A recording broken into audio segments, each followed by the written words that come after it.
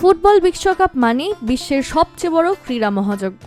তবে 2026 সালের বিশ্বকাপ শুধু আরেকটি আসর নয়, এটি হতে যাচ্ছে ইতিহাসের সবচেয়ে ব্যতিক্রমী ও আলোচিত বিশ্বকাপ।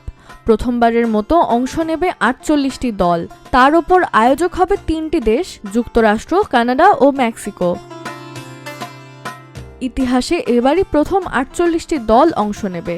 কাতার বিশ্বকাপে অংশ নিয়েছিল 32টি দল। নতুন কাঠামোয় 48টি দলকে 12টি গ্রুপে ভাগ করা হয়েছে, যেখানে প্রতিটি গ্রুপে রয়েছে 4টি করে দল, যার ফলে ম্যাচের সংখ্যাও উল্লেখযোগ্যভাবে বেড়েছে।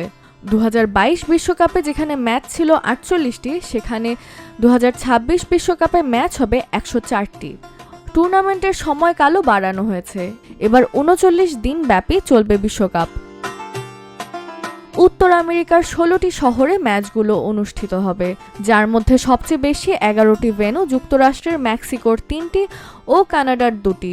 কোয়ার্টার ফাইনাল থেকে শুরু করে সব নকআউট ম্যাচও অনুষ্ঠিত হবে যুক্তরাষ্ট্রে। আজ রাতে স্বাগতিক মেক্সিকো দক্ষিণ আফ্রিকার ম্যাচ দিয়ে পর্দা উঠবে টুর্নামেন্টের।